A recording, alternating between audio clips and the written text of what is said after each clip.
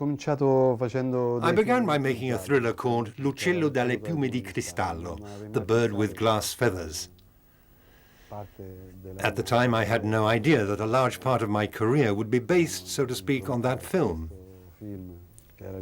I obviously had a feeling for creating that sort of atmosphere, that sort of rhythm. So that first film had quite good box office success, and even some of the critics liked it, which was strange for that type of film.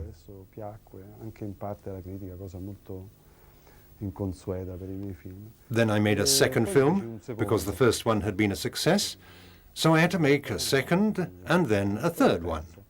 The second was Il gatto con 9 code, the cat with 9 tails, and the third was Quattro mosche a velluto grigio, 4 grey velvet flies.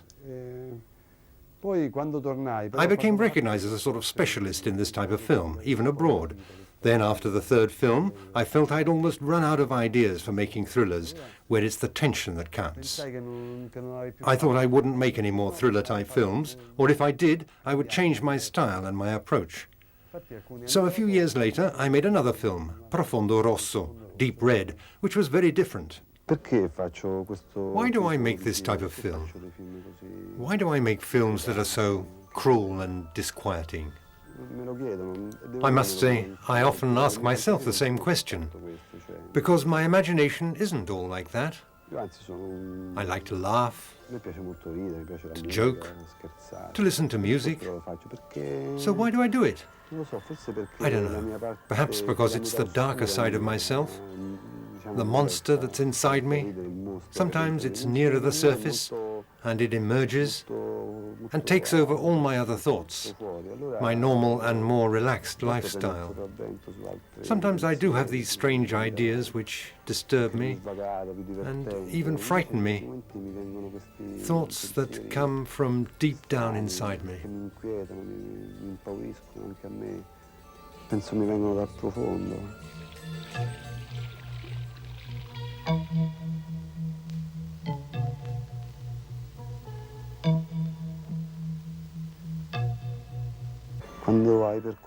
When you've been following flights of wild imagination, it's difficult to come back to earth. It's very difficult.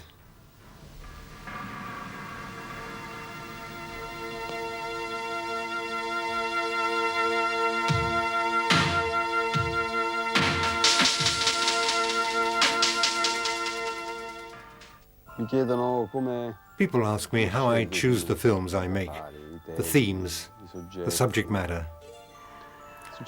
Honestly, I don't know.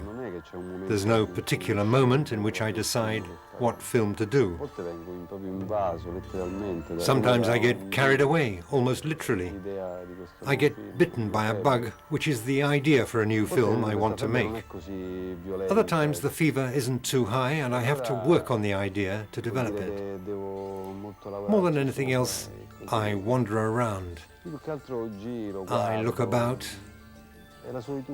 Solitude is the master for all my films, because solitude enables you to concentrate, to get into that strange world which is often so perverse and cruel.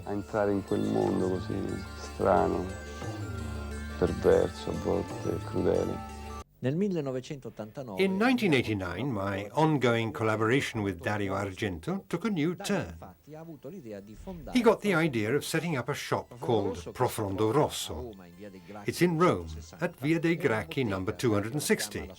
And as Dario says, it's his little shop of horrors, where people can buy everything that's available in the world of science fiction, videos of his films and props from them, which is what Dario loves best. It's not just a commercial activity, it also has a cultural side. The shop Profondo Rosso has become a meeting point for all of his fans, whether from Europe, America or Japan, from all over the world.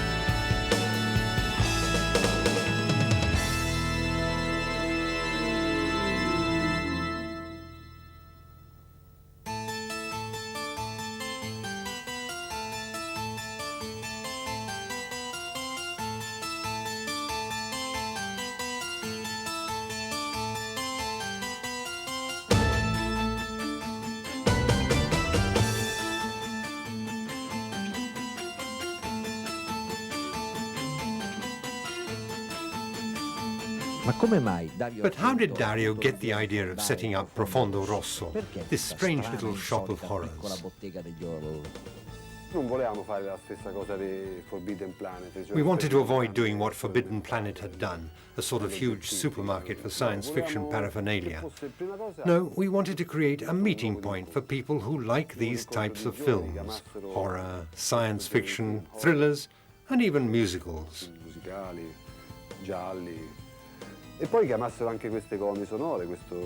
So we filled it up with soundtracks, magazines, and all the bits and pieces from this world we love so much. And it became a fascinating place, filled to the brim with interesting things: books, videos, and anything else that would appeal to a youngster.